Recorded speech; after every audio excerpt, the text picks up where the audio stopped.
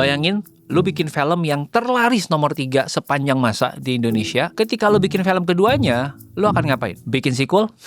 Itu cara gampangnya. Mereka memilih untuk bikin sesuatu yang totally different.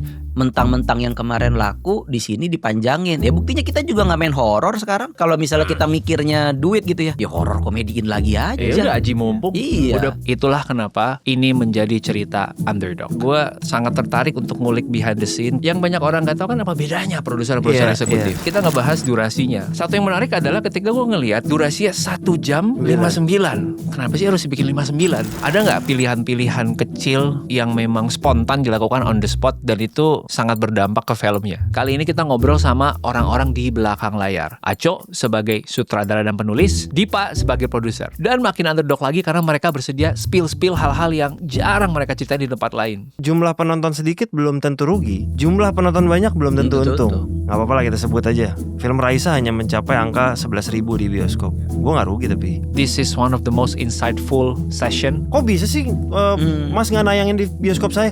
Lah bukan saya yang ngatur. Iya, film tuh dari awal sampai tayang kita tuh pitching terus. Itu never ending pitching tuh gak film tuh. Gua Ruby, host dan curator dari Underdog Podcast. Enjoy the show. Welcome Dipa. Thanks Ruby. Gue udah menunggu-nunggu banget nih. Agak lain 2. Gak boleh sebut ya? Boleh. Agak lain boleh ya? Atau agak lain menyala pantiku. Agak lain menyala pantiku. Boleh. Karena yang nonton Underdog Podcast ini, gue ngerasa agak sedikit irisannya beda. Boleh kenalin dulu lagi gak nih Aco? Iya. Sama Dipa. Boleh. Apalagi ini orang-orang behind the scene kadang-kadang nggak kelihatan ya. Betul. Orang taunya yang muncul di layar gitu. Kalau di sini ditaruhnya Boris sama Oki tahu kan? Iya gitu mungkin. Silakan. Gua Muhammad Kliaco, gua penulis dan sutradara dari film Agak Lain. Oke, saya Dipa Andika, produser dari film Agak Lain, juga produser di Imaginary. Oke, ini baru kulitnya doang. Karena sebenarnya masih banyak yang bisa diulik. Gue tahu Aco pertama kali karena muncul kontennya si Yuyun. Oke. Jadi sebenarnya gue nggak tahu Aconya dulu nih. Konten-konten pandemi tuh. Iya, konten gue pandemi. lebih mengenal si Yuyun ini nih gitu. Gue tadinya berharap wah hari ini Yuyun akan muncul. Udah lama sih mau gak muncul. Semoga gara-gara lu dia berubah pikiran ya. Semoga ya, gue berharap muncul lagi. Tapi kenapa waktu itu bisa muncul dengan si Yuyun gitu ya? Dan menurut gue konsepnya itu bagus banget. Apalagi sebagai seorang writer ya. Apa yang tidak boleh diucapkan ketika bla bla bla. bla bla bla. Iya. Itu menurut gue brilian banget. Waktu itu tuh sebetulnya terdesak pandemi juga.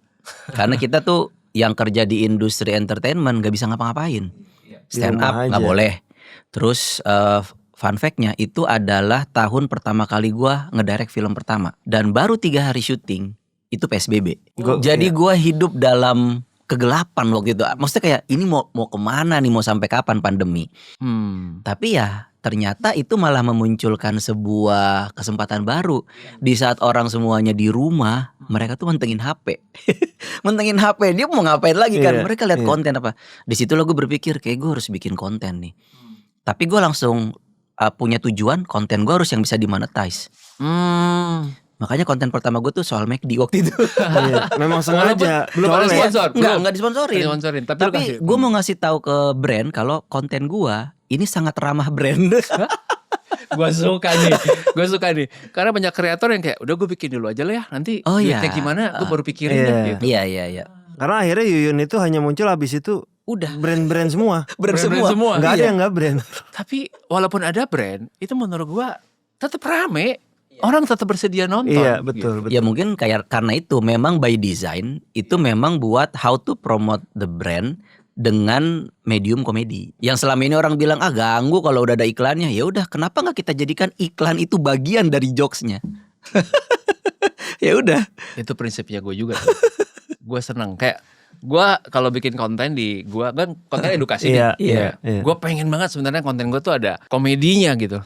Tapi masih belajar lah. Mungkin one day gue belajar sama hahaha kalau ada kelasnya atau pecahkannya siapa? Panji gitu. Iya.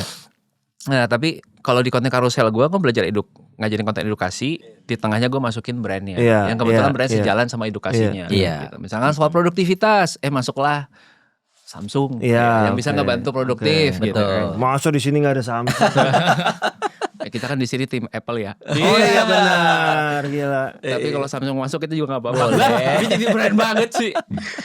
But sebagai penulis gue mau nanya deh, ide itu muncul langsung kayak gue lagi mandi langsung kepikiran langsung dipakai atau lu revisi beberapa kali waktu itu, Cok? Waktu itu memang dari awal udah nggak bisa tidur sih mikirin kayak oke, ini gue mau bikin konten tapi konten pertama gue itu akan menentukan konten gue setelahnya.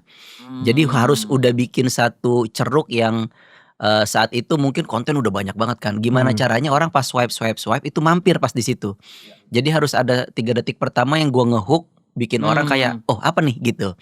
Makanya itu come up dengan ide yang tidak boleh dilakukan saat. Nah itu bisa apapun, saatnya saat apapun gitu. Awal-awal kayaknya belum TikTok malah ya, Cok. Instagram dulu Instagram malah. Reels Iya. itu. Makanya yang dilakukan, yang tidak boleh dilakukan saat pesan McD. Orang udah gak pentingin brandnya tapi nungguin Yuyunnya itu. Iya. Karena yang gua angkat waktu itu adalah habit customer saat memesan brand itu. Tapi kan tanpa tidak langsung, secara langsung bahkan mau nggak mau brandnya harus ada di situ. Karena kita lagi ngebahas tentang behaviornya customernya si brand itu. Jadi disitulah si brand bisa masuk. Dan ketika gua ngebecandain hal-hal yang tanda kutip negatif dari customernya, itu kan tidak mencederai brandnya. Gitu, itu 2 hal yang berbeda.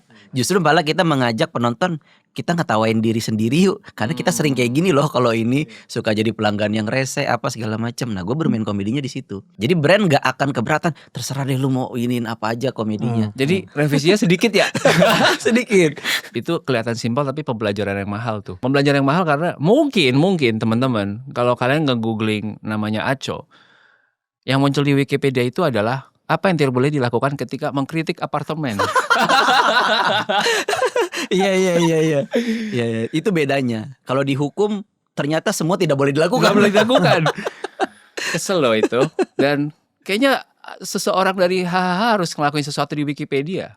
Karena halamannya Aco itu doang tuh. Habis itu langsung bawahnya ya udah di film dia pernah ngapain gitu. Kesannya kayak jelek banget itu ya. Nanti coba kita rubah ya. Kita rubah ya. Sekarang ke Dipa. Ini behind the scene ya. Kalau tadi kan penulis, produser dan produser eksekutif. Iya kebetulan ya dua-duanya. Sebenarnya sebelah gue juga produser eksekutif. Produser eksekutif sih. juga betul. Iya. Yang banyak orang nggak tahu kan apa bedanya produser dan produser eksekutif. Iya. Kenapa harus ada menjalankan 2 role itu? Iya. Gitu. Iya. Sebenarnya simpelnya produser ya kaptennya untuk semua project ini dari mulai persiapan, syuting sampai post production ya itu kaptennya ya produser lah yang bertanggung jawab. Produser eksekutif gampangnya yang nyiapin duitnya. Kebetulan kita juga pro bono nih, ada pro bono, ada investor, tapi kita sama Ernest tuh pengen punya ada sense of belonging. Kalau waktu di film pertama kita Ngeri Ngeri Sedap tuh 100% produser eksekutif bukan kita. Karena belum punya budgetnya lah. Jadi hasil keberhasilan dari Ngeri Ngeri Sedap kita tabung lah ibaratnya. Jadi setiap project mau nggak mau kita berdua as a imaginary kita juga ikutan yuk. Jadi kita punya terasa tanggung jawab sama project kita yang bukan rasanya udahlah bukan duit kita hilang bukan duit kita. Kita nggak mau kayak gitu. That's why di setiap project kita juga ikutan. Jadi ada rasa lu ngeri juga kan lu naruh duit lu di situ. Ada duit anak sekolah lu juga nih di situ. Gitu. Benar. Jadi gua sama Ernest sejauh ini mulai film kedua sampai film terakhir belum pernah nggak ikutan lagi. I see. Jadi produser itu yang kaptenin semuanya, produser eksekutif tuh lebih ke orang yang menginvest. Investment lah, iya. Oke. Iya. Jadi menambahkan kata eksekutif bukan berarti lebih tinggi ya dari produser ya. Enggak juga, gue nggak terlalu. Gue bilang namanya kita kolaborasi, kita produser eksekutif Setara bisa ya? jadi setara lah. Iya, Karena iya. produser nggak bisa kerja ada produser eksekutif juga punya duit doang nggak bisa kerja kalau nggak ada Benar. PH-nya. Oh itu menjelaskan kenapa buat teman-teman yang mungkin nggak tahu, kita seringkali nonton film, si aktornya sendiri menjadi eksekutif produsernya Betul. di film Kalau nggak itu. salah di film-film Fast Furious, Vin Diesel itu juga ikutan sebagai produser eksekutif. Mission Impossible juga kayak Iya gitu sih. betul. Kita juga. Kita juga karena ide-ide kita pengen bikin ya Iya. udah gitu. Iya benar. Terus Kalau di film agak lain bahkan sorry gue tambahin dikit produser eksekutif gue kita sebagai produser, Aco sebagai sutradara dan mereka berempat sebagai pemain juga produser eksekutif. Jadi sense of belongingnya kita rame-rame nih gitu. wow. Ini menarik ya. Jadi para aktor-aktor dan sutradara ini dibayar pakai uang sendiri. Secara tidak Secara langsung. Secara tidak tidak langsung langsung. sebenarnya muter doang Muter ya. doang Coy. ya. Muter. Iya. Tapi satu langkah kecil itu bikin orang ngerasa memiliki banget sih. Betul, Iya. betul. Dan emang gitu kita lakukan setelah mungkin film pertamanya adalah Kakak Bos waktu Ari Kriting. Ari udah ikut, waktu kita film Tinggal Meninggal, Kristo juga ikut. Aco di film pertama Agak Lain belum ikut. Tapi di Tinggal Meninggal gue ikut. Malah di Tinggal Meninggal dia jadi produser eksekutif. Nah berikutnya di film, selentingan dikit, produser eksekutif di film Tinggal Meninggal itu hampir semua talent H-Corp ikutan. Aco, Soleh Solihun, Ardit Erwanda, Kristo Emmanuel ikut, Ari Kriting ikut, ya gue dan Ernest ikut. Jadi memang kita semua bertarung bareng-bareng. Iya ya. Ibaratnya kalau misalkan let's say gue sih berdoakan yang terbaik ya. Let's say nggak sukses secara komersil lah ya. Ya lu ngerasain juga sehingga you want to do better. Tapi kalau lu ngerasain kalau itu ternyata berhasil banget secara komersil, lu nikmatin semua bareng-bareng Iya, gitu. betul. Sekarang kita ngeliat track record. Iya. Ini menarik banget. Kalau gue ngeliat Dipa nih gue coba ngelis film ya. Pertama dari Ngeri Sedap ya. Iya, itu film pertama secara tidak sengaja gue jadi produser. Secara tidak sengaja yang ngerjain Visinema. Visionary ya. Itu bareng ya kalian ya. Visionary sama Visinema tuh kayak saudara nggak langsung lah. Saudara nggak langsung. Karena ada Angga Sasongkonya di dua-duanya. Betul. Ngeri Sedap 2,8 juta. Jatuh Cinta seperti film-film. Iya. Gue ngerasa itu successful sih menurut gue. Untuk film seperti itu 600 ribuan. Agak Lain definitely 9 juta, 10 juta. Hampir 9,1 juta. Oke. Harta Tahta Raisa. Iya, buat kita itu nyobain dokumenter. Jadi Menurut nggak ada masalah buat gue. Buat kita semua berhasil secara konten in terms of number ya, karena di dokumenter di Indonesia memang dapat Betul. layar juga nggak banyak. Jadi Betul. buat kita sih udah keberhasilan. Dan kayaknya feeling gue itu lebih banyak orang yang nonton di Netflix ya daripada Feeling gue begitu. Iya. ya kan. Kakak Bos. Menurut gue juga berhasil 859. Itu film mungkin kalau kita mau agak bangga itu adalah film Indonesia Timur terlaku. Berarti so far udah 5 dari 5 nih. Iya. Iya. Cinta Tak Indra drama itu Korea. adalah film pertama kita belajar penghasilan penonton. Jumlah penonton kita 49.000. 49.000. Iya. Itu kayak beberapa minggu setelah FFI ya. Di FFI kita dapat 2 piala, kita sama-sama semua ke panggung ya, menerima piala Antemas dari Agak Lain 9,1 juta penonton, film terbaik lewat Jatuh Cinta di film-film. Bulan depannya disadarkan. Sadar, tenang, kita harus turun ke bumi dulu, nggak boleh jumawa, ya udah gitu. Terlepas dari angka, tapi gue cukup bangga bahwa kita merasakan film untuk syuting di Korea, tahu bagaimana Betul, belajarnya. Jadi betul. banyak pelajaran yang kita terima lah. Emang kadang-kadang ya ongkos belajar itu juga perlu ya. Iya. Habis itu Tinggal Meninggal. Oke, dan sekarang Agak Lain Menyala Pantiku. Jadi so far 6 dari 8 menurut gue not bad at all man. Ya oke. Not bad at all. Mungkin yang gue pengen gali adalah waktu gagal quote unquote gitu secara komersil. Apa yang dirasain? Terus terpuruknya itu terpuruk banget gak sih? Terus how do you recover, kayak pasti kan lu kena banget ya. Aduh. Iya. Waktu mau bikin yang baru lagi lu pasti akan lebih bertanya-tanya dibandingkan dengan dulu gitu. Waktu Cinta Tak Indah drama Korea itu kan pertama kalinya merasakan quote unquote bisa dibilang gagal secara angka lah ya. Gitu. Mungkin kalau lu tanya Ernest lebih berat karena istrinya sendiri ya. Oh iya, dan dia juga yang nulis. Mei yang nulis, Mei yang direct. Kita juga sama-sama invest di sana sebagai produser eksekutif. Tapi menurut kalau gue dan Ernest berdua kayaknya di hari kedua, hari ketiga tuh udah legowo bahwa ya udah ini journey-nya memang begini, kita masih coba. Yuk kita coba push, akhirnya akan sampai seberapa sih. Tapi kita udah tahu bahwa kayaknya journey-nya gak panjang. Udah kita jadiin pelajaran, apa sih positifnya dari project ini, negatifnya apa, itu jadi pelajaran buat project berikutnya. Yang tidak boleh diulangi kalau ada kegagalan. Nah tuh harus jadi konten tuh. Jadi emang jadi kita coba list apa sih failnya di mana. Oh, ada sesi untuk mereview. At least kita berdua, gue sama Ernest mencoba kayaknya di sini deh. At least kita kan kalau film berhasil kadang kita nyari tahu tuh kenapa berhasil gini. Nah maksudnya yang gagal juga harus kita tulis kan. Betul. Kayaknya gini. Walaupun semua kegagalan keberhasilan gak bisa otomatis di copy paste ke another project ya. Bisa jadi yang berhasil lo copy belum tentu jadi juga kan. Yang gagal bahkan lo copy belum tentu juga gagal juga. Bener. Checklist lo kenapa berhasil dan kenapa gagal, ketika lo beresin dulu lagu di film baru juga belum tentu menentukan itu berhasil. Betul. Itulah kenapa menurut gue sangat tertarik untuk ngulik behind the scene. Kayak waktu yang sama Ernest yang lumayan rame, bahwa orang akhirnya ngerti mensupport sebuah film itu ya di 3 hari pertama dia rilis lu nonton dah. Betul. Jangan ditunda. Jangan ditunda karena itu menentukan apakah bioskop akan mempertahankan film itu selama seminggu ke depan. Tapi ada satu lagi menurut gue yang juga menarik, ngomongin soal show ini gitu kan. Tadi kita ngebahas durasinya. By the way teman-teman, gue kalau ngebahas film itu gue biasain, gue minta gue nonton dulu. Iya. Jadi thank you banget, gue udah dikasih preview. Lu bisa Kemarin termasuk dari sekian puluh orang yang Sekian udah puluh. nonton. Yes, gue janji nggak spoiler terbanyakan. Nanti kalau udah spoiler gue nggak kasih tahu bagiannya. Nah, satu yang menarik adalah ketika gue ngelihat durasinya 1 jam 59. 59. Iya. Kenapa sih harus dibikin 59? Dan tadi dapat jawabannya, boleh diulang nggak tuh? Mungkin kita tarik dulu diskus sama Aco. Aco jadi sebelum sampai ke produser, sutradara biasanya ngedit bersama Editor. Editor. Durasi awal 2 jam berapa, Cok? 2 jam 10 menitan lah. 2 jam 10. Ketika produser masuk tuh bahkan masih 2 jam lebih dikit ya, Cok? 2 jam lebih 2 menit apa? Nah, kalau nggak salah. Hmm. Di Indonesia itu punya, ini aturan tidak baku sebenarnya. Sebisa mungkin film tuh sebenarnya di bawah 2 jam.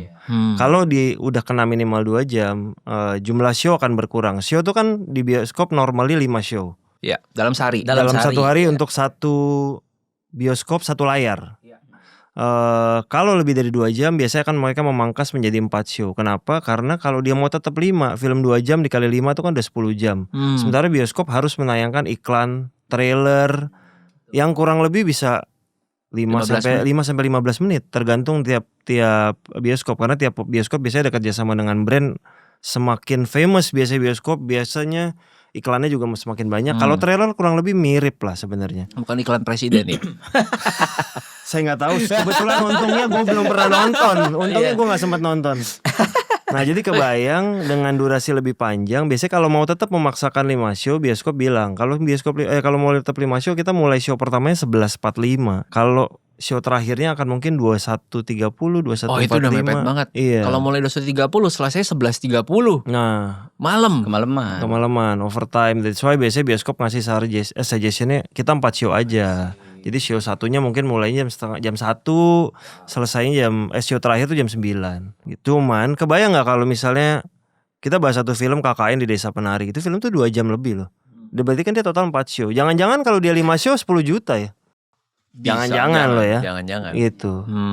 Jadi durasi cukup berpengaruh lah. ya cuma nambahin. Ya maksudnya nggak haram sih lebih dari 2 jam. Nggak Cuman haram. ya ada konsekuensinya. Betul. Wow. Konsekuensi penayangan. Ya kalau di mata produser pasti semakin banyak frekuensi tayangnya, berarti kan opportunity untuk mendapatkan penonton kan lebih besar chance-nya. Pasti.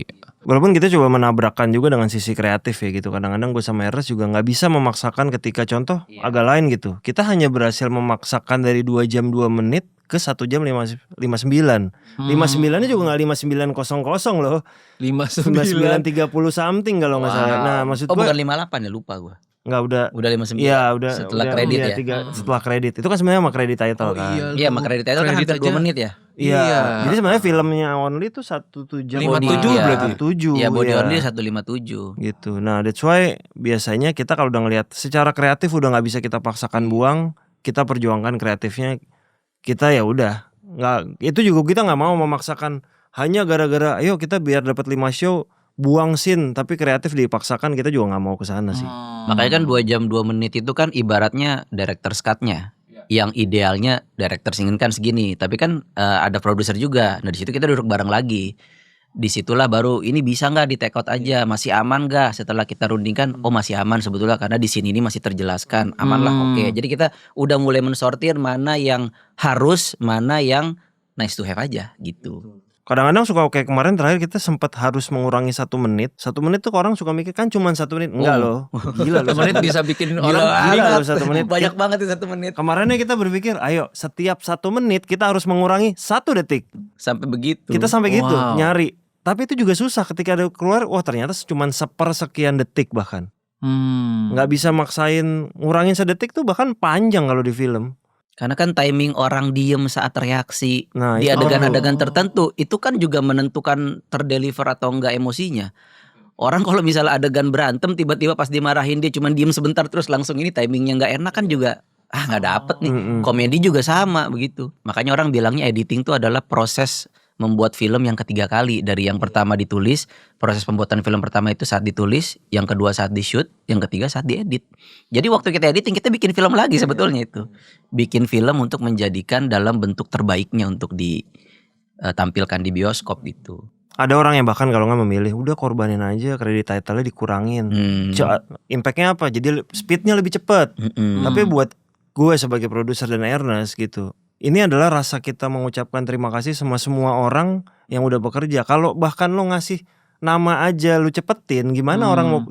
Kita fair-fairan aja lah. Berapa banyak sih orang di Indonesia atau di dunia ini yang ketika bioskop stay untuk nonton kredit title, udah nggak nonton dicepetin lagi, makin nggak lihat kan. Jadi buat kita enggak sih, kalau kredit title kita coba senormal mungkin lah gitu. Jadi bukan yang lambat banget juga, cepet, tapi normal aja, orang tuh tetap bisa baca dengan tenang. Readable lah. Iya. Jangan sampai ujung-ujungnya akhirnya dikasih QR code untuk lihat kredit title scan demi menghemat ya. Aduh, segitunya harus dipikirin ya. Iya. Bahkan mungkin bocoran dikit, waktu agak lain satu, gue dan Ernest melakukan sedikit kesalahan, yaitu ada satu nama kru hilang. Pas offline atau pas sampai terakhir tuh kita lihat, tapi entah kenapa hilang, dan ketika tes di bioskop kita juga miss. Kalau nggak salah di minggu kedua sadarnya. Minggu kedua tayang, krunya itu udah ngasih tahu nama saya hilang. Gue ganti. Sebenarnya orang cuma mikir, itu kan cuma ganti replace. Lu kalau tahu mengganti satu, ini kan kita ganti file, kita bikin masternya lagi, mengcopy untuk semua bioskop lagi, dan mengirimkan ke semua bioskop lagi. Jangan ditanya, itu budgetnya nggak cuma ratusan ribu loh itu. Tapi buat kita berdua waktu itu nggak bisa, ini apresiasi buat dia gitu. Apalagi waktu itu alhamdulillah filmnya di minggu kedua udah berjalan lebih dari 1 juta penonton. Buat kita enggak, ini kita udah tahu gitu. Udah yuk kita ganti gitu. Ya nggak tahu sih kalau waktu itu filmnya nggak meledak, kita nggak tahu juga sih, Cok. Mungkin menempatkan satu orang nanti depan bioskop, ya ini krunya yang ini ya. Revisi. Mungkin itu bisa lebih murah gitu. Atau ada hologram. Kasih majalah kan. Ya itu banyak orang nggak tahu ya, dan pasti orang nggak tahu. Thank you udah nge-share itu ya. Tapi kalau untuk kita kasih hint dikit ya, untuk agak lain, percayalah kalian jangan keluar. Dah itu aja. Agak lain. Ya, ini kan lagi nonton kredit title. Jangan keluar dulu. Udah gitu aja. Bocoran itu aja. Tunggu sampai diusir. Saya setuju. Sebagai orang nonton, saya setuju. Ada Avengers Batak. Tadi ngomongin soal ngedit, gue tertarik banget bagian Aco nulis. Kalau gue ngeliat di history kan awalnya konsultan komedi ya judulnya. Iya. Tapi juga punya track record dulu kerja di agency, bukan sih? Betul. Dulu waktu di agency tuh role-nya apa ya, Cok? Gue tuh lebih ke IT sebetulnya. Gue tuh bikin website, bikin apps gitu-gitu. Serius? Gue lulusan IT. Jadi 7 tahun gue kerja di agency tuh, tapi agency digital. Makanya agency digital tuh pasti butuh orang-orang IT kan. Karena bikin-bikin campaign tuh pasti ada aplikasinya, ada sistemnya, ada front end-nya gitu-gitu. Wow. Gitu. Wow. Cuman ya saat itu hobi main Twitter. Karena kan di agency itu kan digital ya. Kita setiap kali ada sosial media baru, kita harus pelajarin karakternya gimana, behaviornya gimana, supaya kita tahu ketika nanti kita present ke klien, oke, lu punya campaign apa yang kita bisa bikin, kayaknya medium yang tepat lu di sini deh, di Facebook deh, lu kayaknya cocoknya di Facebook. Nah kalau kita nggak tahu karakter setiap sosial media, ya kita nggak bisa suggest itu ke klien kan. I see. Jadi gua mencoba semua ketika ada sosial media apapun, dan salah satu yang paling bikin gua ngerasa kayaknya gue cocoknya di sini nih, itu Twitter, karena text based. Gue bisa tetap kerja tanpa harus menghabiskan banyak effort, tapi gue tetap bisa berkontribusi, bisa ngonten gitu kasarnya. Gue nggak pilih medium Instagram atau YouTube saat itu karena itu effortnya gede banget gitu. Jadi kayaknya nggak mungkin YouTuber atau kayak lu gini untuk jadi sambilan tuh nggak mungkin kayaknya. Apalagi dulu cuma berjuang 180 karakter ya, Cok. Iya, gimana caranya bisa lucu dalam 180 karakter. Itu menarik tuh Twitter itu, microblog. Iya bagus. Tapi itu jadi ngelatih lo kan. Betul, dalam ini menulis gitu. Iya, antara jadi lucu atau dihujat. Biasa kan begitu kalau di Twitter ya, salah dikit ya. Aduh, tapi itu kan kayaknya 5 tahun terakhir aja. Sosial dulu media zaman ya. dulu tuh fun banget. Ngerti. Fun banget. Ngerti. Nah waktu lo ngedit, Cok, yang si film ini gitu, atau waktu lo lagi nulis skripnya juga, gue pengen tahu proses penulisan. Kalau di stand up comedy kan ada istilahnya ketawa per menit ya, LPM. Iya, bahkan ada yang memecahkan rekor berapa ketawa tuh per menit tuh. Gue lupa siapa ya. Bintang BT. Iya. Nah, lo memperhatikan itu juga sama kayak stand up comedy di film, atau lo lebih kayak ya udah ceritanya dulu harus ngangkat, komedinya nanti gitu. Memperhatikan sih, tapi tidak menjadikan itu prioritas. Oke. Karena biar bagaimanapun film itu bukan comedy show, beda. Oke. Film itu ya runtutan dari sebuah alur cerita yang harus solid dan berjalan di timeline yang baik gitu, yang di timing yang benar gitu. Makanya ketika nulis gue nggak pernah ini lucunya di mana nih, gue harus nyari lucunya. Udah 5 menit gak ada ketawa, masukin Iya. dong gitu, nggak ada ya? Itu belakangan gitu. I see. Itu belakangan. Gue Oke. dalam sebelum nulis itu pasti kita bikin dulu namanya sinopsis. Sinopsis itu kan ya benar-benar kejadian dari awal sampai akhirnya dulu secara umum tuh. Baru ngebagi lagi menjadi 8 fragmen atau bahasa kita 8 sequence. Untuk kita tahu saat nulis tuh biar kita nggak hilang arah. Di sequence 1 tuh kita ngapain, di sequence 2 ngapain. Jadi journey karakternya sama dramaturgi adegan semuanya tuh udah bisa kita udah kita tata gitu sedemikian rupa sehingga orang kayak aduh kelamaan kayaknya di babak ini. Nah itu tuh mungkin karena kita nggak menakar sejak awal. Makanya takaran-takaran itu dulu yang gue pikirin di awal sampai udah lock sampai level scene plot. Jadi scene plot tuh kayak gue udah mendefinisikan di sequence ini ada berapa scene. Di sini tuh gue ngapain. Jadi gue tahu scene ini sebetulnya perlu apa enggak. Karena kadang-kadang orang bikin buat apa ada scene ini? Ini kalau scene ini gue angkat juga nggak mempengaruhi jalannya cerita, nggak mencederai karakter. Terus buat apa ada scene ini gitu? Nah dengan kita disiplin bikin scene plot, kita jadi tahu ini emang penting, emang nggak bisa diangkat. Dan itu udah terbukti berapa kali ngedit gue nggak pernah ngangkat satu scene pun. Ya karena udah matang di awal. Karena udah di scene plotnya udah kita udah sama-sama baca dan emang ini perlu, tapi kita pendekin. Oh makanya 2 jam sekian tadi pun Iya. cuma bisa di-cut jadi 159. Iya, disederhanakan, tapi Karena tidak diangkat gitu. Dari skenario biasanya juga kita udah berhitung kan. Dari skenario ini kira-kira ya produser dan saudara udah bisa bayangin ini akan jadi berapa jam itu udah kebayang. Kalau Aco nulis 200 halaman gue pusing. Bentar, 200 halaman skenario. Iya, biasanya kan kita asumsi sebisa mungkin 1 halaman kurang lebih 1 menit. 1 menit deh. Oh kurang gitu. lebih. Iya. Oke. Kurang lebih. Itu juga nggak bisa pasti ya, karena Iya, kan Nggak pasti kalau dia satu halaman action sama Nah, satu itu halaman beda. komedi beda. Action cuman nulis dia berjalan mengendap-endap 1 baris. Tapi kan kejadiannya menit ya, itu berapa udah detik iya. gitu kan. Oh, iya. dia memukul lawannya tak henti-henti. Nah mampus itu lama. Ganti intinya berapa Iya, lama tuh? itu. Lalu ia membalas. Lah, membalasnya kan bagaimana? Kalau membalasnya sambil jungkir balik kan itu lama. Syutingnya bisa 3 hari gitu. Itu kan beda setiap genre. Mungkin kalau nambah Aco tuh nulisnya kalau agak lain bedanya ya. Kalau orang kan penulis kalau pemainnya belum tahu. Bedanya kalau nulis agak lain 4 karakter tuh udah tahu. Ini yang mainin Bene, yang mainin Boris, yang mainin Jegel, yang mainin Oki. Bedanya itu aja sih. Yang bikin beda waktu nulis agak lain satu dan agak lain menyala pantiku apa? Co. Satu ekspektasi. Definitely ya. Iya. 10 juta kan nih? Iya itu pasti ada. Tapi gue yang ekspektasinya bukan masalah jumlah penonton ya. Oke. Maksudnya karena orang gue asumsikan orang udah sesuka itu, jangan sampai yang kedua kedodoran. Lebih ke situnya sih, ke kualitasnya. Kalau penonton mah 9 juta mah gue yakin nggak akan kekejar. Udahlah itu anomali gitu. Iya, Bukan iya. hal yang bisa berulang setiap tahun gitu. Jadi gue nggak akan juga mimpi ke sana gitu.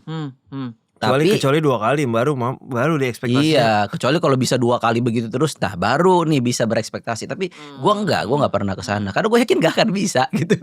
Tapi kan kualitasnya orang udah nonton yang pertama, kelucuannya, apanya, Iya. gimana caranya kita yang kedua jangan sampai orang mikirnya kayak ini mah mentang-mentang laku yang pertama aja lu bikin yang Betul. kedua. Enggak, kita dari awal udah ngonsepin.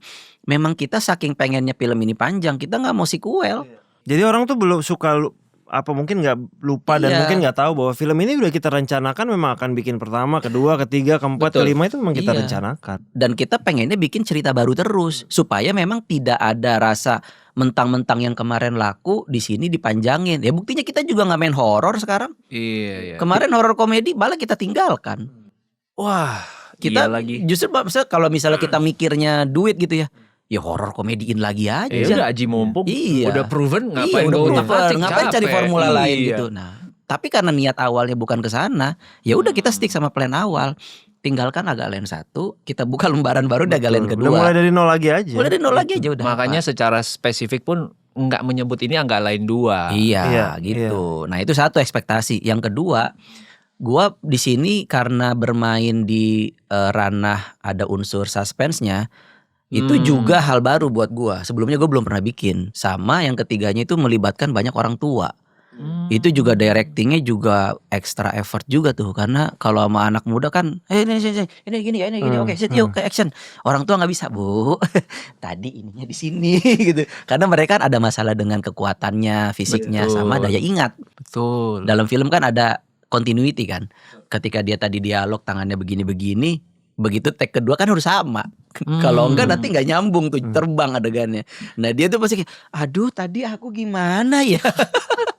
Nah itu harus pelan-pelan tuh. Tadi dia begini. Oh iya gitu. Research juga kan termasuk kita lakukan juga. Iya, Panti Jompo kan. Nah itu juga tuh, karena dulu kita agak lain. Yang pertama tuh kan setnya kan pasar malam ya. Meriah gitu setnya. Kayaknya kamera nengok kemanapun tuh gambar berwarna indah gitu. Yes. Secara depth gambarnya juga bagus gitu, karena eksterior gitu malam dengan lampu-lampu dan fog apa segala macam. Tiba-tiba kita pindah ke sebuah tempat Panti Jompo yang identik dengan tempat yang membosankan, Iya, udah tua, gloomy, tua, lusuh. Iya. Tapi mau menghadirkan suspense di situ, mau menghadirkan komedi di situ. Nah, berarti kan treatmentnya harus gimana nih caranya? Nah itu gue sangat ngulik banget sih memang di sini. Gimana caranya bikin itunya bisa terdeliver gitu. Kebayang sih pas lagi nonton, gue juga ngerasa kayak, wah ini di satu tempat syutingnya, tapi bisa bikin tempat itu hidup gitu. Nah, iya. Kan orang kan gimana ya, kayak kalau berpindah-pindah tempat kan lu secara nggak sengaja udah exciting sendiri kan gitu. Ini kayak the same place tapi lu bisa bikin itu hidup tuh kayak susah loh 70 menciptakan dunia itu. 70% kita di situ. Ada di situ. Iya. Lebih besar porsinya dari pasar malam waktu itu. Ada nggak pilihan-pilihan kecil yang memang spontan dilakukan on the spot dan itu sangat berdampak ke filmnya?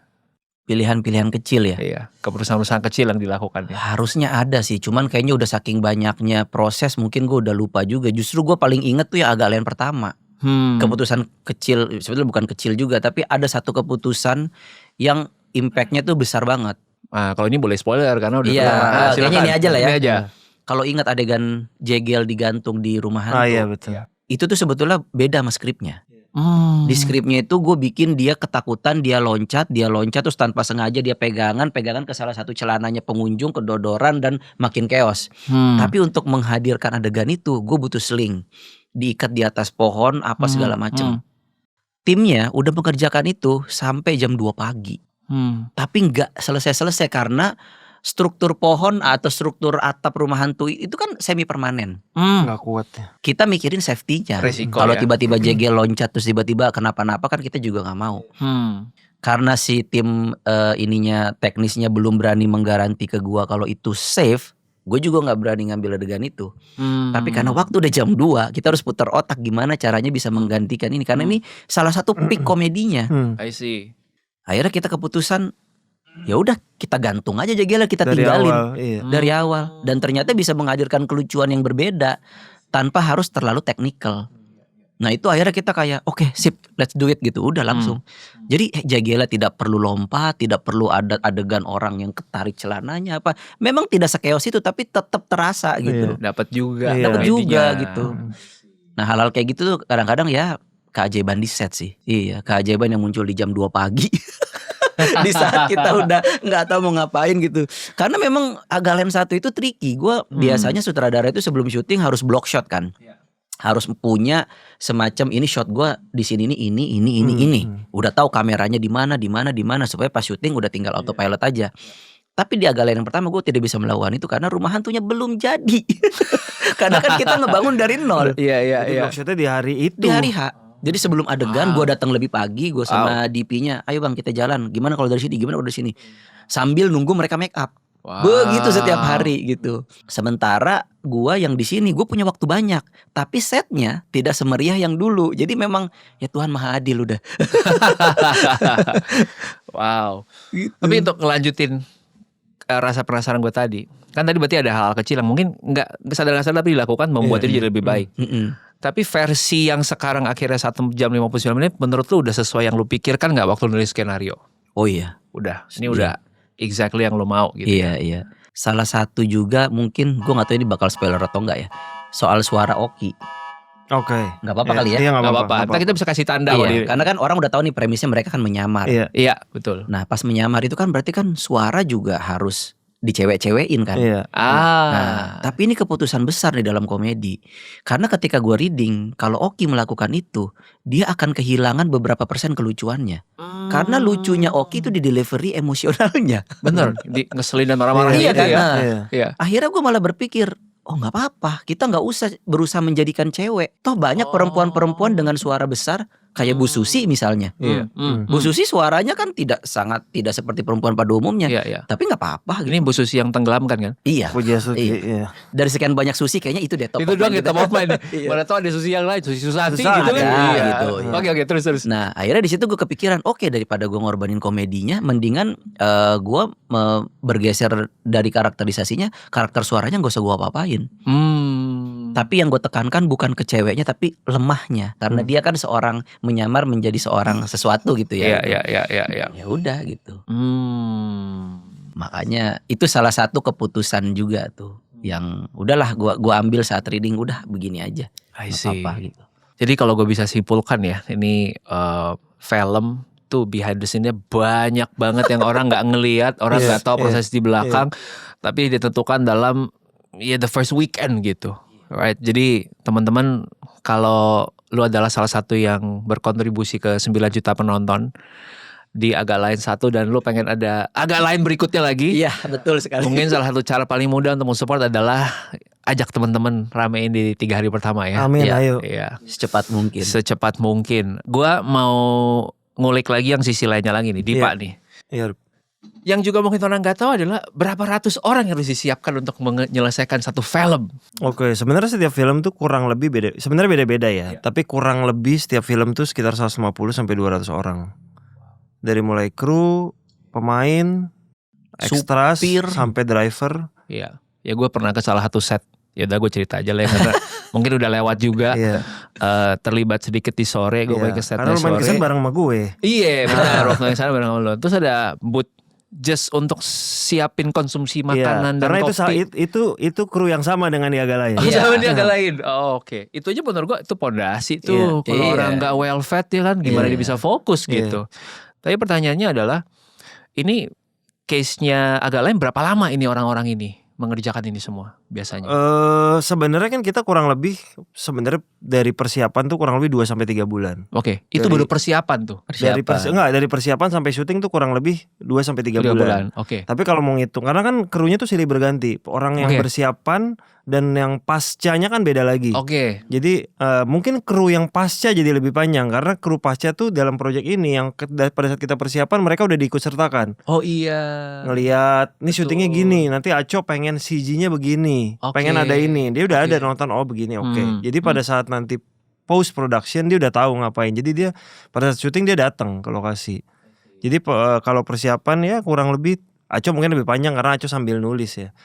3 bulan tuh paling minim lah sebenarnya, kurang lebih gitu. Wow. Berarti Aco nulis skripnya sendiri berapa lama? Kita pulang dari Singapura tuh bulan apa ya? Ya ini kita agak gaya-gayaan. Terakhir kita bulan Desember.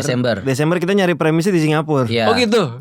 Ceritanya kita kayak jalan-jalan sambil masing-masing disuruh bawa PR, bawa premis. Bawa premis. Iya. Oke. Untuk kita diskusikan mana yang terbaik gitu. Oke. Makanya pulang dari Singapura kita pulang dengan premis Panti Jompo. Meskipun fun fact-nya kita tidak menggunakan cerita yang kita bawa pulang itu, tapi kita masih pakai Panti Jomponya. Iya. Itu Desember ya. Iya, Draft Desember. 1 itu pas bulan puasa kan. Betul. Bulan puasa tuh bulan apa? Pokoknya menuju Hamin 2 Lebaran. Lebaran apa- ya. nah. Amin 2 Oke. Lebaran itu Jadi draft 1. Maret itu draft 1. Maret draft 1. Sejak diputuskannya premis Iya itu. betul. Jadi beres Lebaran kita langsung persiapan. Sebenarnya sebelum Lebaran tuh, tapi kru udah di calling, tapi mereka menunggu. Statusnya mereka kan belum bisa bergerak banyak kalau Iya. skenario belum jadi kan. Iya. Jadi setelah Lebaran semua langsung on. Langsung on mulai syuting. Jadi dan kurang segala lebih macam. April, Mei, Juni, Juli, mungkin dalam hal ini 4 bulan lah. April, Mei, Juni, Juli. Pertanyaan berikutnya yang masih nyambung kayak yang tadi kalau mau support. Katanya mau mendapatkan antrian di bioskop juga lama ya, harus submit dari jauh-jauh hari. Iya, kalau dalam hal bioskop tuh biasanya kita intinya menyiapkan filmnya sampai jadi dulu. Oh jadi harus jadi dulu. Nah, ada dua. Ada orang yang misalnya mau di fase pertama tuh kan offline, pick lock. Maksudnya offline itu belum di post production, audio belum diedit, CGI belum, gambar belum diwarnain. Ada yang model gitu. Ada yang daripada kita nggak dapet, kita jadiin dulu semua. baru kita submit. I see. Sekarang ke bioskop tuh bukan cuma mensubmit selembaran kertas, tapi filmnya harus lu bawa. Wow. Jadi mereka harus nonton dulu, dan orang bioskop itu nonton sefull film itu loh. Bukan berarti dia akan skip gitu, nggak bisa. Mereka akan nonton. Wow. That's why sekarang ini di bioskop kualitas film jadi penting. Which is good. Iya. Jadi mereka nggak Jadi ngasal, bagus. iya. Betul. Maksudnya kita pernah ada di era-era ya, kita bisa lihat film ini kayaknya budgetnya murah deh. Akhirnya tayang. Itu akhirnya bioskop sudah mulai meminimalisir hal-hal yang kayak gitu. Udah kalau bisa nggak perlu. Sekarang ini setiap minggu film yang tayang itu minimal 3 maksimal 5. Oh. Setiap minggu. Kebayang pertarungannya kalau minimal 3 maksimal 5, minggu sebelumnya juga sama kan? Iya. Ketika film minggu kedepannya tidak maksudnya film minggu sebelumnya tidak berjalan dengan baik, berarti siap digantikan dengan film baru. Ini terus. Ingat 3 dan 5 ini film Indonesia, di luar film Hollywood. Di luar film Hollywood. Dan film Asia lainnya.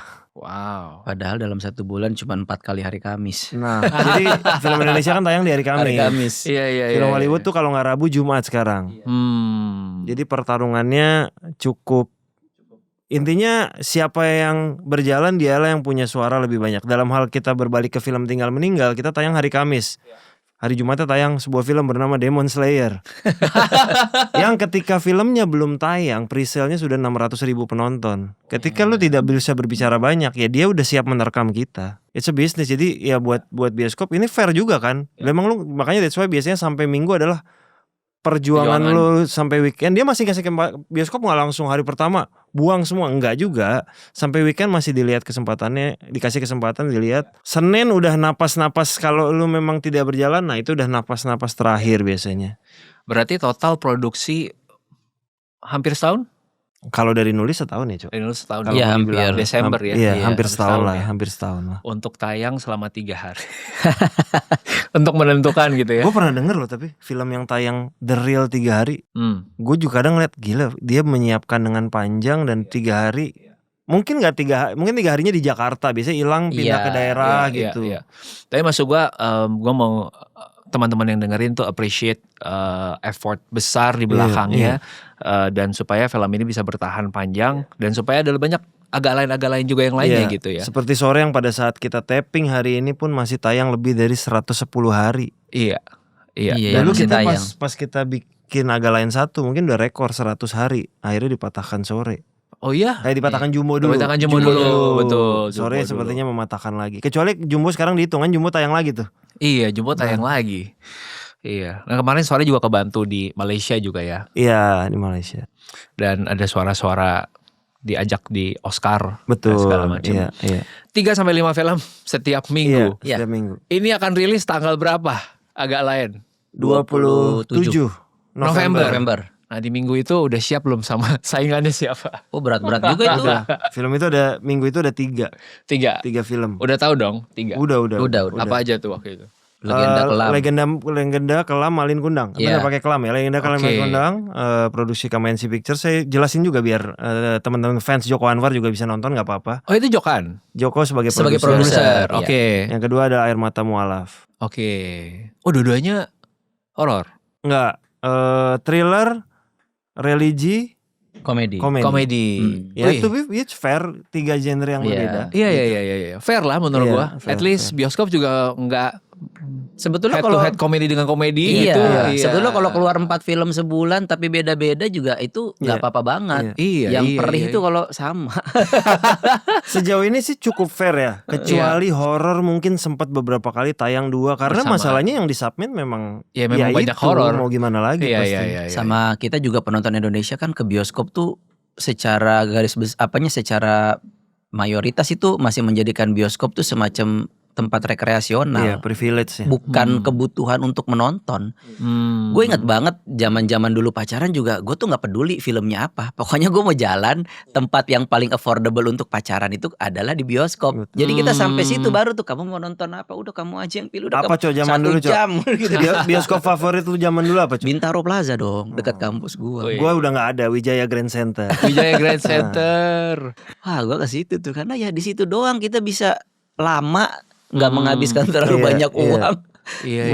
Mungkin sebuah fact bahwa setelah Juli film-film Indonesia ini belum menghasilkan angka yang cukup baik atau penonton di bioskop memang lagi cukup rendah karena daya beli ekonomi kan juga impact juga ke kita. Jadi ya semoga November bisa ngembaliin film-film Indonesia ini karena pedih juga buat film Indonesia kan tadi produksi panjang, keluarin budget juga udah besar, ketika nggak ada penontonnya tuh cukup sedih juga gitu. Iya.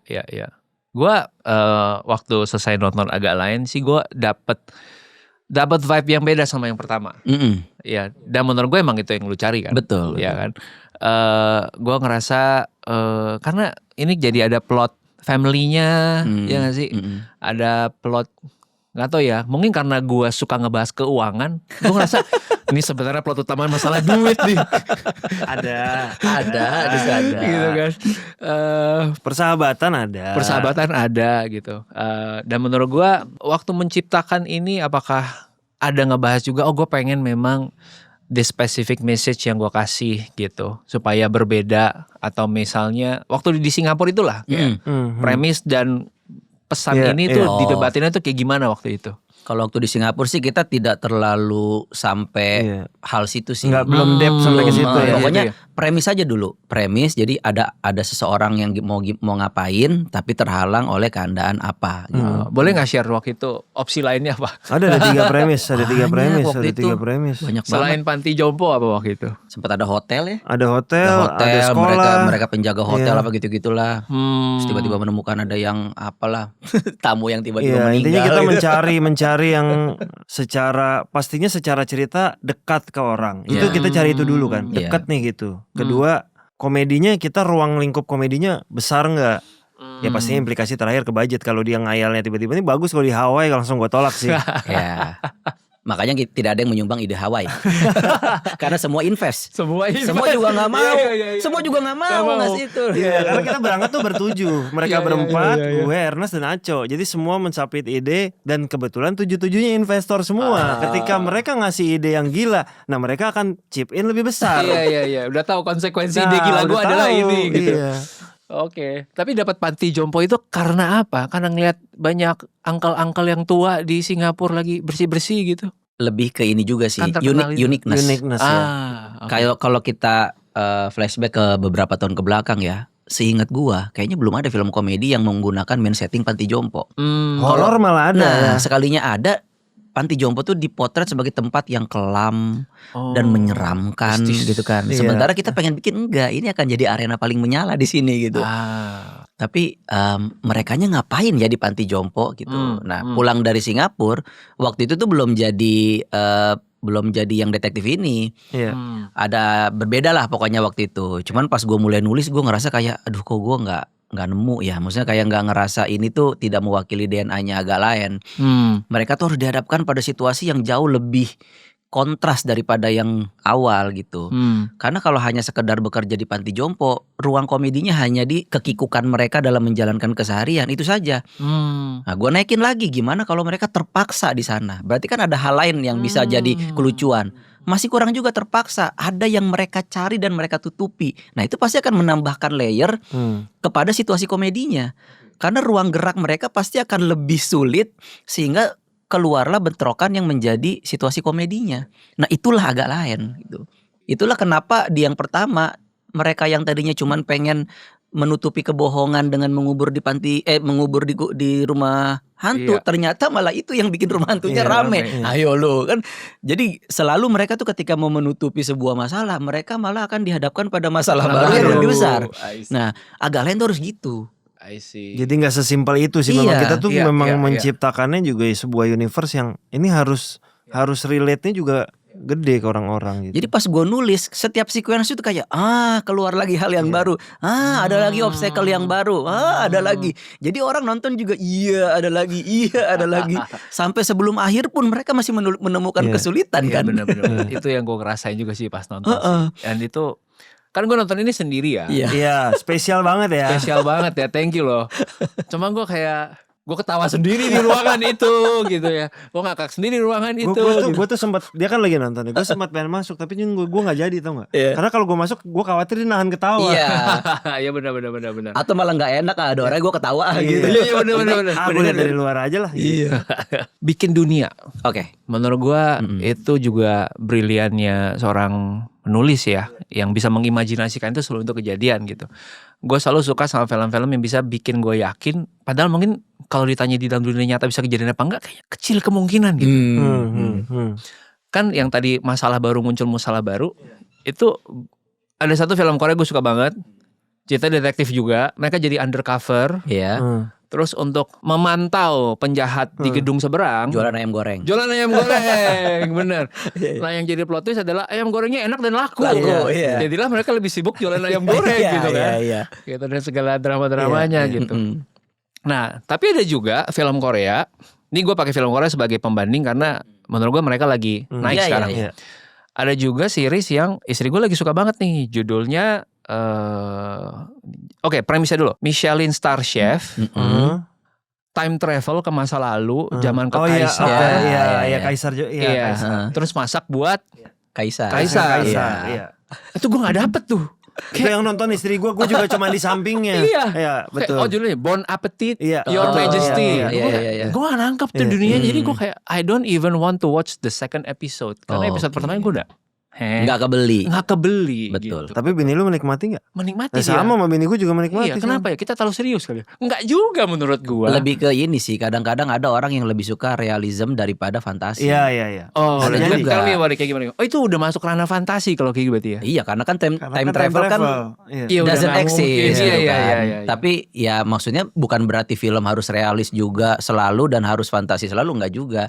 Cuman masalah preference aja sih. Sebetulnya sama, gue tidak terlalu menikmati film-film kayak Avengers misalnya. Ya gue suka tapi tidak sesuka itu gitu. Jadi gue nggak masalah banget tuh kalau misalnya di Twitter dapat spoiler, nggak apa-apa. Jadi Karena itu bukan jadi prioritas gue dalam menonton film, tuh bukan film yang itu gitu. Tapi ketika gue nonton film macam Wonder gitu-gitu, Oke. itu lebih impactful buat gue. Karena ini tuh manusia banget, human banget gitu. Jadi semacam ada dunia baru yang juga dijalani oleh manusia seperti kita, dan it could happen. Jadi itu justru buat gue malah lebih ngasih lesson tanpa harus menggurui ya. Cuman kayak what if-nya tuh tersajikan dalam sebuah film. What if besar itu ya. Jadi kayak wah ini sih bikin mata tuh langsung kayak mata dan hati terutama ya. Nah buat gue pribadi ya film seperti itu yang gue suka, yang memberikan impact. Setelah pulang tuh gue ngelamun gitu kayak gila ya gitu. Itu ketimbang gue nonton yang misalnya wah tembus langit apa, iya seru aja buat teman-teman, tetap seru. Cuman kayaknya kalau disuruh pilih, kalau harus pilih satu dari dua ya gue pilih yang lebih realis kalau gue. Bentar, Wonder itu yang kisah si anak yang pakai Iya. astronot dan itu ya. Iya. Oh my god, itu gue lupa plotnya tapi rasanya gue langsung Masih ingat. Iya kayak gitu-gitu. Terus Iya, My iya. Sister's Keeper. Aduh, Itu sedih banget kan. ternyata dia sukanya tipe tearjerker gitu ya. Iya gue suka. Gue suka banget gitu. Oke. Terus apa Shawshank Redemption. Iya, itu kayak Forrest Gump. Gue suka yang kayak gitu-gitu tuh. Oh wow. Suka gue. Jadi kayak iya ya, what if-nya tuh gede banget gitu. Dan ketika ditampilkan dalam bentuk film tuh kayak enak banget nontonnya gitu di bioskop, harus di bioskop lah. Condong nonton film kayak gitu ya tadi ya. Iya, gue lebih suka yang kayak gitu. Wow, sama lagi. Gue mungkin satu dari banyak genre ya yang gue suka. Kadang-kadang kita butuh film kayak gitu untuk ngasih lihat masih ada kebaikan di dunia ini. Ya salah satunya itu. Masih ada miracles. Kalau lu apa nih Pak? Gue tuh lebih banyak nonton film family sebenarnya. Kalau ditanya film favorit, gue nggak malu-malu gue nyebut film favorit gue tuh Home Alone sampai sekarang. Gue baru mau ngomong lagi. Ya. Karena entah kenapa di luar, maksudnya setelah Home Alone tuh banyak film ya era-era Home Alone tuh kan ada Home Alone, Dennis the Menace, ada Little Rascal misalnya. Itu sekarang udah mulai jarang menurut gue film-film yang sebenarnya dibilang drama keluarga tapi dengan bumbu ya bumbunya beda-beda kan itu. Ada crime-nya lah, crime tipis-tipis. Memang itu sebenarnya kan kalau dibilang logis nggak logis juga ya. Kadang seorang anak tapi bisa menaklukkan dunia lah ibaratnya kayak begitu. Ya tapi buat gue itu Ya mungkin karena itu film-film gue masa kecil ya. Jadi gue sampai sekarang impian gue di Imaginary someday gue pengen bikin film keluarga yang model gitu. Cuman belum ya gue Myers belum nemu premisnya aja gitu. I would love to have that kind of movie sih. Mungkin di kepala gue yang gue kepikiran adalah, pernah nonton ini gak? We Bought a Zoo. Mark Wahlberg. Bukan Mark Wahlberg. Yang main Born Supremacy siapa ya? Oh, Aduh. Udah kepala mukanya udah muncul kan, namanya gak muncul tuh. Iya. Matt Damon. Matt Damon ya. Oh, iya. Ocean Matt 11, Damon. 12, 13 dan lain-lain. Betul. Matt Damon demi memenangkan hati anaknya, karena dia pindah kota apa pindah negara gitu gue lupa, dia beli kebun binatang. Nah, kan seru kan nonton kayak gitu kan. Dia beli kebun binatang, terus gimana ngerawat kebun binatang itu dari yang tadinya berantakan, terus anaknya jadi bisa ikutan dan enjoy, dan akhirnya jadi ramai dan menemukan cinta di situ. Iya. Itu juga mengingatkan gue sama film Richie Rich gitu. Ketika dia kaya punya segalanya tapi dia nggak punya teman. Iya. Akhirnya dia mengundang orang-orang untuk datang ke rumah dan menjadi teman, karena buat dia punya teman lebih berarti daripada punya kekayaan itu. Ya, hopefully deh bakal ada film-film kayak gitu ya. Kalau ada yang kayak gitu, boleh ajak gue. Buat invest ya. Produser Ruby. Oke, sip. Gue catat. Oke, mungkin untuk menutup obrolan hari ini, menurut gue banyak banget dari sisi behind the scene yang udah kita bahas, yang juga mungkin bisa ngebantu teman-teman ngerasain, agak lain dua tuh ternyata proses di belakangnya kayak gini, gimana cara untuk supportnya, apa yang bisa kita lakukan. Yang terakhir gue pengen bahas adalah nyambung kembali ke si Yuyun yang jago sekali untuk cari sponsor ya. Yuyun jago cari sponsor.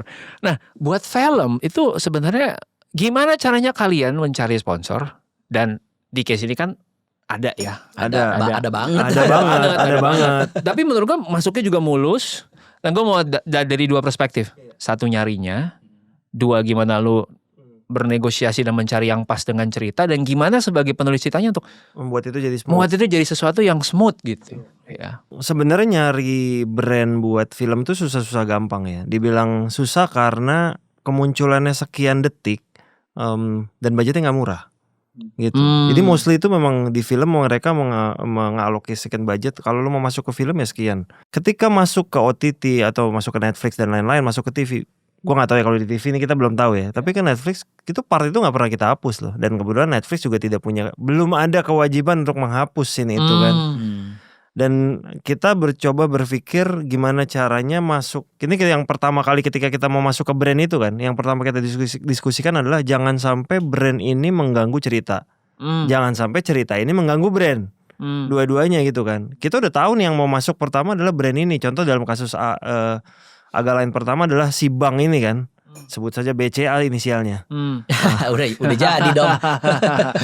Ya, nah itu kita mencoba ini apa yang orang tuh kalau nonton nggak akan nggak akan yalah brand, gitu. Ngapain sih brand ini? Kita mencoba cari cara itu, terlepas dari Aco dan Ernest yang berdiskusi secara kreatif, gua berdiskusi secara bisnis sama brandnya. Dan mereka happy dan puas, ya udah gitu kita coba cari yang harus win-win sih. Itunya yang kita harus cari. Tapi kan si brandnya ini belum tahu gue akan masuk di mana dan kapan gitu kan. Right? Biasanya skenario scene ada beberapa yang kita pakai board juga, storyboard. Memang kita gambarkan mereka supaya kebayang. Oke. Dan lebih sering kayaknya lu yang datang ke mereka ya. Jadi udah punya kenalan dulu gitu kan. Iya, itu jadi kunci memang. Connection kenalan itu memang ketika lu nggak kenal sama sekali, memang itu agak jadi berat. Karena buat orang, kenapa gue harus masuk ke film dengan budget yang cukup gede sementara gue bisa masuk ke quote unquote digital gitu, sosial media, kayaknya dengan budget yang sama gue bisa dapat ratusan KOL deh gitu. Ya itu depends kebutuhannya lagi brand lagi di mana. Dan kalau gue lihat kebetulan biasanya memang kalau di film rata-rata, gue tidak bilang ini pasti, tapi brand yang sudah established biasanya. Jadi kayak di sini di digital dia udah beres, di sini udah beres, yuk kita coba ke film gitu. Walaupun ada lah beberapa yang gue langsung deh nyobain pertama kalinya di film aja gitu. Apa sih impactnya gitu? Kalau dilihat ya di agak lain menyalapantiku masih ada brand, ada built-in juga. Kita berusaha sesmooth mungkin. Tapi smooth menurut gue. Tapi tetap again kadang-kadang ada juga tantangan di mana ketika kita ketemu brand yang nggak maunya begini, ada juga loh yang model begitu. Tapi tidak terjadi di agak lain, ada di mungkin di PH lain, tapi ada juga yang begitu. Nggak mau, pokoknya gimana pun caranya kayak di Korea ya gue sekali lihat ya. Adegannya harus zoom in ini gue lagi makan Tapi kita sempat bahas di agak lain. Iya. Daripada nanggung, hard sell Sekalian aja, aja. udah hard sell Iya. aja. Karena genre komedi juga kan Iya. menurut gue masuk kayak gitu. Hmm. Iya. Ya walaupun again hard sell-nya jangan sampai yang semenganggu. Gue sih nggak, gue nemu ya gara-gara ada brand, kita ke toilet dulu ya pas brand gitu. Sampai dicatat jangan Iya, lupa iya, ya guys iya. di menit ke-37 kalian ke toilet dulu. Gue sih belum lihat itu ya. Bener. Dan gue ngerasa orang appreciate justru sekarang zamannya kayak si Yuyun tadi menurut Iya, gue iya. bahwa pada akhirnya kehadiran brand itu malah orang ngerasa lucu ya dia bisa masukin dengan smooth. Iya. Atau iya. kedua ya memang kita sadar kalau nggak ada brand ini yang nggak support ya mungkin film ini juga susah Betul, untuk bisa bikin betul. dengan budget yang bisa ngasilin Iya. kualitas yang kayak gini gitu. Nah itu yang lucu tuh pas zamannya Yuyun tuh ada beberapa minggu gue nggak bikin konten terus follower tuh pada mentionin brand. Ayo buruan, Iya, bener, buruan bener. pasang iklan di sini biar ada konten dia. Karena gue nggak mau bikin kalau nggak ada brandnya. Karena bikin Yuyun tuh nggak yang sejam jadi juga loh. Enggak, nulis enggak, dulu. men. Nulis dulu, Bener. ngedit dulu, Belum dia syuting cari- dulu, ngedit. Dia cari propsnya dulu. Iya. Coba tuh yang Punya istri gue tuh rambut palsunya. rambut palsu gila. Tapi itu menarik sih Yuyun sih. Jadi teman-teman kalau ada yang pengen Yuyun hadir lagi, dia tulis komen di bawah ya atau di akun Atau Instagramnya Aco. ini kan kita bisa pastikan kita kan akan syuting agak lain 3 pasti someday. Oh gitu ya. Oke. Pasti someday ya. Jadi buat brand yang nonton nanti paket aja. Jadi ambil di agak lain 3 tapi bonus Yuyun ya. Boleh. Bundling. Jadi bisa dari sekarang Bisa gitu dari loh. sekarang. Gue suka pitchingnya lagi pas gitu ya. I see. Gue suka tuh Yuyun yang produknya gue inget banget apa di kepala ya. Yang tidak boleh dilakukan apa diucapkan ketika main ke Jogger. Oh Iya. Itu kita lagi Tawada Sawarsa. jadi kita memang lagi ada acara di Bali. Kita dapat support dari Jogger. Salah Oke. satunya memang partai kita Yuyun gitu. Oh, itu juga sepaket tuh. Jadi Sepaket. paket. Langsung ada contohnya kayak gitu ya bisa dicari Iya, nanti di Instagram. sepaket. Alright. Kita ada event soalnya di Bali. Nah, sebagai penulis nyocokinnya itu gimana tuh kayak apakah akhirnya ada revisi juga sama si brand? Biasanya tuh setelah draft 1 keluar, baru tuh Ernest WhatsApp gua, Cok, ini ada brandnya ini. Kira-kira bisa masuk di scene yang mana? Nah, ntar gue baru tuh mikir. Oh, ada, bisa di sini nih.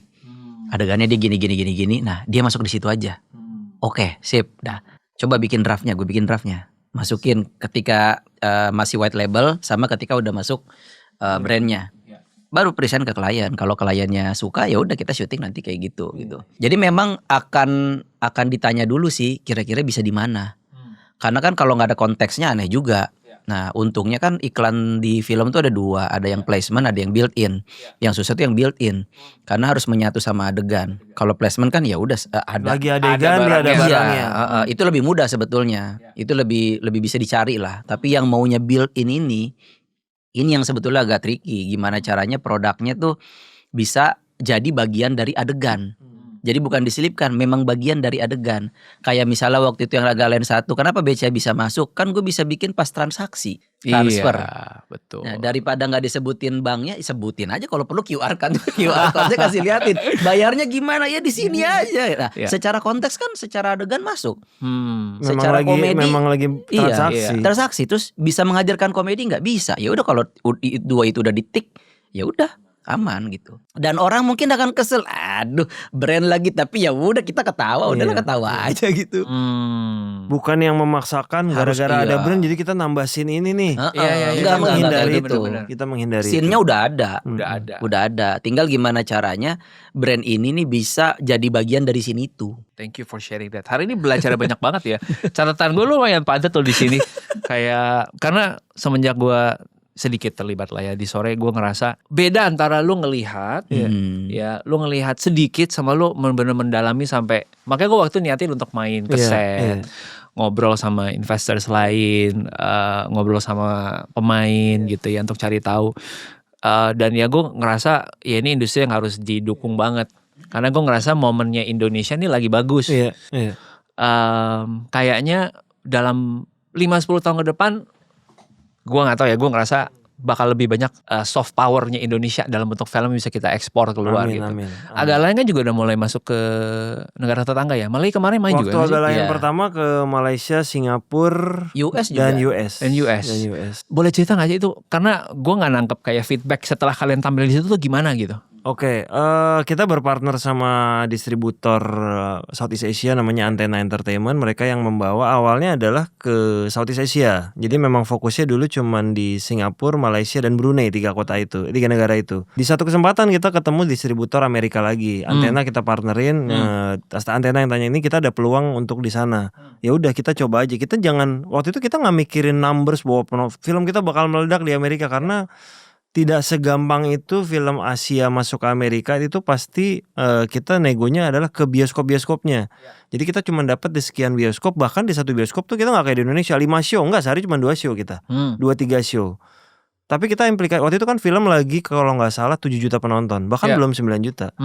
Kita menarik garis gimana caranya film yang tayang di Amerika punya implikasi ke penonton di Indonesia. Itu kita jadiin bumbu marketing. Kita iklankan bahwa film ini akan tayang di Amerika. Dan waktu itu kita bumbunya adalah film pertama yang tayang di Indonesia yang tayang di Amerika. Implikasinya ke Indonesia, dan film kita bertahan lagi naik sampai ke 9 juta. Kebetulan waktu itu kita berhenti di bulan Ramadan kalau nggak salah. Karena di Indonesia itu biasanya kalau bulan Ramadan film Indonesia cukup berat karena memang lagi ibadah. Jadi kita wajar ya udah waktu itu implikasi dari luar ya begitu. Tim promo juga jadinya enak bikin lucu-lucuan poster gitu kayak agak lain tayang di Hollywood gitu. Betul. I see. Jadi itu sangat ngebantu ya. Tapi setelah tayang di situ menurut lo kita punya potensi nggak untuk ngirim lebih banyak lagi film? Animonya gimana? Sebenarnya dibilang signifikan agak sulit bilangnya karena in term of number nggak gede-gede amat. Tapi buat kita itu dia ada implikasi ke Indonesianya. Itu yang kita ambil. Tapi secara kualitas menurut lo, kan lo pasti dapat baca di sosmed, komen orang gimana. Betul. Menurut lo, they can kalau accept yang that gue baca quality? waktu kemarin di Amerika itu mungkin 80-20, 70-30 lah. 70% itu orang Indonesia juga yang nonton. 30% orang non Orang Indonesia. Indonesia. Sama dengan waktu kita di Malaysia mungkin 70-30 atau 60-40. Nah, makanya di yang agak lain kedua ini strategi kita ubah. Kita mau ngincar the real orang Malaysia. Karena waktu agak lain 1 tayang di Netflix Malaysia itu sempat bertahan di nomor 1. Walaupun kita nggak pernah punya data penontonnya orang Indonesia atau orang Malaysia, itu kita nggak tahu. Tapi kita mencoba menyasar orang Malaysia juga besar loh. Jadi jangan. Happy to hear that. Iya, karena yang bahkan orang Malaysia pun bilang ke kita distributor, kalian jangan mengincar orang Indonesia yang di Malaysia. Memang besar, tapi kenapa nggak diincar orang Malaysianya yang di sana gitu. Secara kultur kita kan ada kesamaan ya, kemiripan gitu. Jadi apalagi komedi kan erat kaitannya sama konteks budaya sama orang-orangnya. Jadi ya dekat kita sebetulnya sama Malaysia. Walaupun waktu agak lain pertama tantangannya kita lumayan kena banyak sensor. Iya, agak lain 1 maksudnya di Malaysia tuh sensor lebih ketat lagi. Karena maksudnya budaya-budaya yang mendekat ke, maksudnya scene yang mendekat ke agama pasti mereka akan langsung potong. Gitu. Jadi kan adalah pocong-pocong bahkan setan-setan tuh mereka langsung cut tuh. Wow. Gitu. Jadi memang waktu kita nonton ya udahlah. Tapi toh secara cerita orang masih bisa menikmati gitu. Iya. Ya berarti yang kali ini lebih bisa masuk lah ya. Semoga ini sih nggak ada, mudah-mudahan ya. Nggak ada yang semoga mudah-mudahan ya. Iya. Tapi Panti malah menurut gue lebih bisa kena di luar. Iya. Dan kali ini kan tidak ada mayat. Iya kan. Kalau waktu itu kan kita sampai gotong-gotong mayat apa. Kayaknya ini podcast pertama nih yang kita bilang bahwa kita bisa bilang bahwa film ini memang akan tayang di Malaysia juga. Oh ya, langsung. Tanggalnya kita akan umumkan, tapi pasti tayang di Malaysia. Pasti tayang di Malaysia. Congrats. Itu yang gue juga ngerasa perlu lebih banyak lagi orang yang nge-push angle ininya supaya orang Indonesia juga mensupport. Minimal dengan cara mereka bisa. And then soon semoga ada film Indo juga yang bisa mendunia gitu. Betul. Alright. Amin. Semua rasa penasaran gue rata-rata udah terjawab. Kecuali beberapa pertanyaan yang mungkin gak bisa gue tanyakan di sini. Itu biar nanti offline aja gue sama Dipa dan Aco.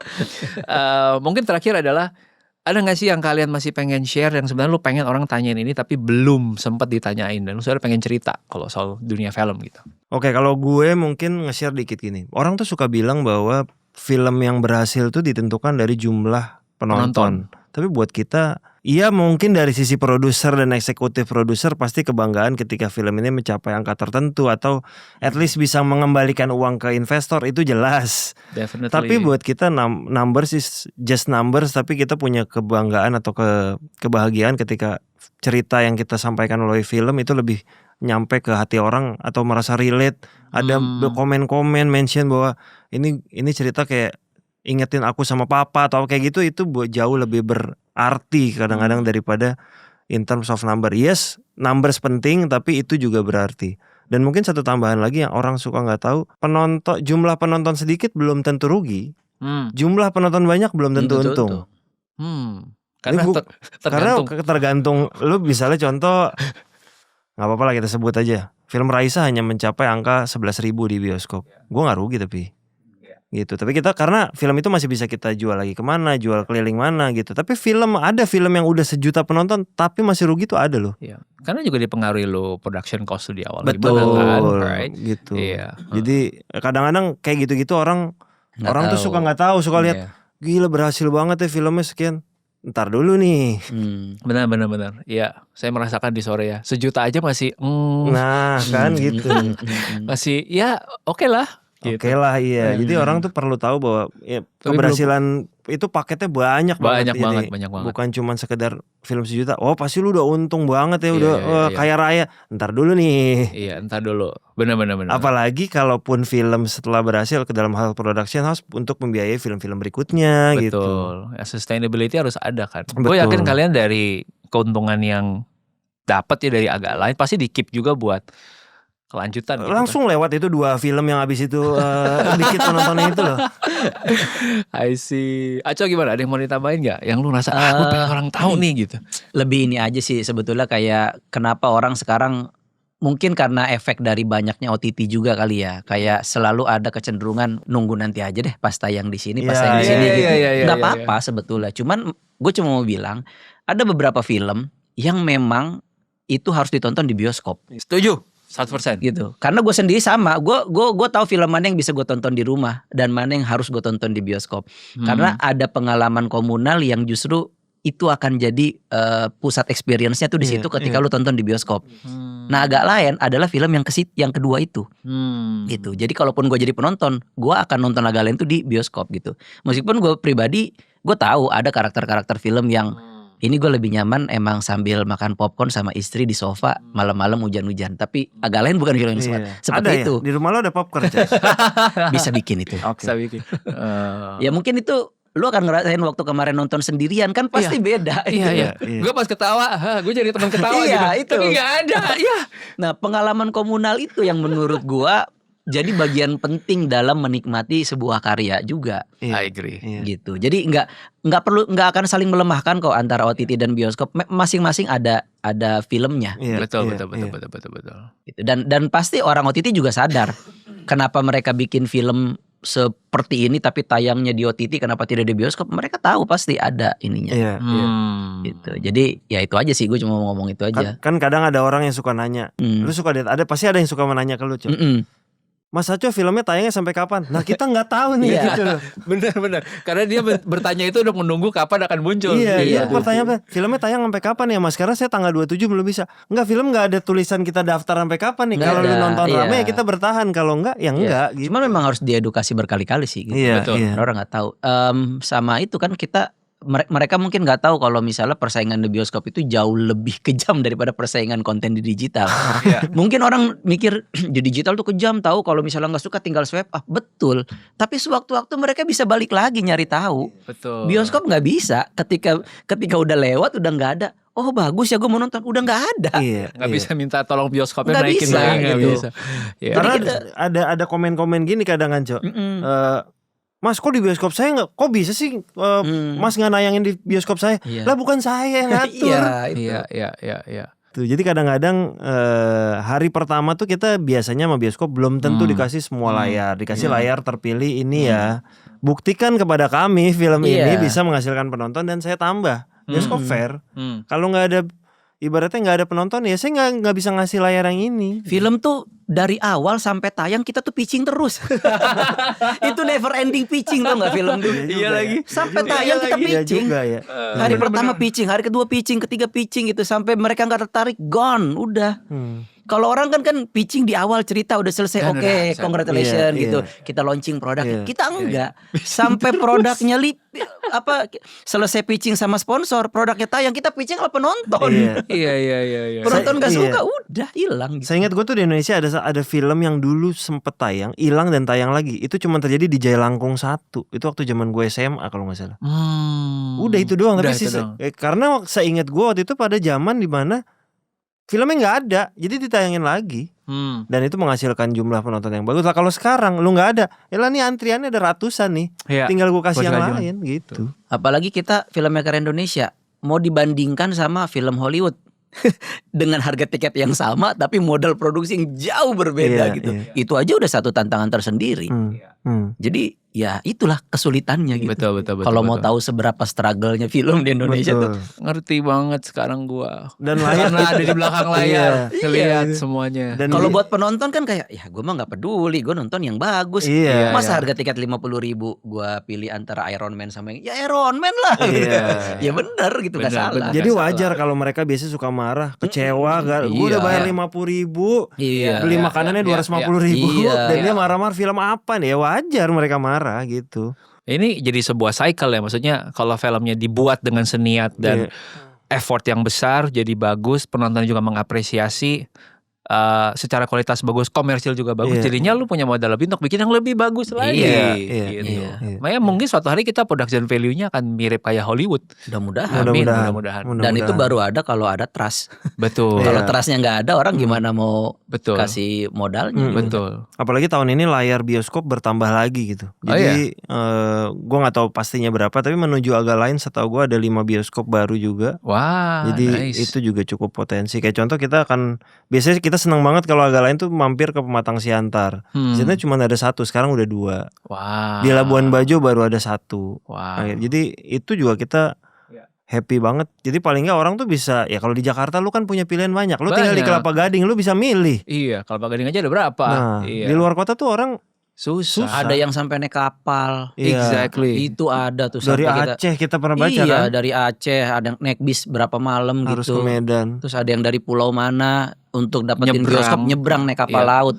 2 hari 2 malam ya Allah. Iya, itu harus diapresiasi Iya. banget. tuh. Banget Jadi, gila. kalau ada di antara kalian yang ngalamin itu, gue pengen tahu dong orangnya, tulis komen di bawah. Karena kemarin muncul orangnya di komen yang episode podcast Goma Sore. Dia tulis seperti itu. iya. Jadi buat dia itu worth it banget. Iya. Tapi ada juga yang bilang, saya udah mengusahakan untuk ngetrip 2 jam dari ini untuk ke bioskop, sampai sana penontonnya cuma 2. Dan filmnya nggak Jadi tayang. filmnya nggak Filmnya tayang. nggak tayang, Aduh, itu betul, karena betul, bioskopnya betul. bocuan kalau gue cuma Iya, tayang buat iya, 2 orang. iya. Itu gitu. gue juga kita suka baca tuh ada beberapa Iya. bioskop yang kalau minimal 4 baru Jalan, jalan. Iya. Itu juga sih yang bikin kita setiap bikin film kayak iya capek sih, cuman ya orang juga nontonnya capek gitu. Betul, Ya udahlah aja nggak betul. usah ini gitu. Apalagi penonton sekarang tuh udah pinter-pinter ya, standarnya tuh tinggi. Udah ngerti shot, udah ngerti lighting, udah ngerti audio. Dengan adanya dunia digital gitu ya, mereka nonton film tuh anak-anak sekarang udah lebih kritis tuh. Benar. Ya, jadi kita juga kayak nggak bisa bikin yang gitu-gitu lagi gitu. Semoga ini cycle-nya makin lama makin naik terus Amin, makin amin, bagus dan amin, we amin. can do better and one day. Ya mungkin nggak akan kaget kalau ada kayak Parasite-nya Indonesia gitu. Ya yang bisa menang gitu ya. Iya. Gitu. Sore akan bertarung di Oscar bulan Yeay. bulan ini apa bulan ini depan ya? Iya, Iya, mulai. iya. Kayaknya minggu ini mulai ada Iya, woro-woro di iya, situ iya. deh. Ya, kita doakan juga. Thank you banget Aco. Sama-sama. Thank you. Thank you Ruby. banget Dipa. Thank you. Gue sangat appreciate mau mengentertain obrolan seperti ini. Siap sama-sama. Karena gue tahu kalau biasa kan promo-promo film tuh ngobrolinnya sesuatu yang mungkin Iya, berbeda ya iya, gitu. iya. Tapi ini angle-nya sedikit berbeda, tapi semoga juga bisa kasih value yang beda juga. So sangat appreciate banget. Thank Thank you. you. Thank you. Thank you.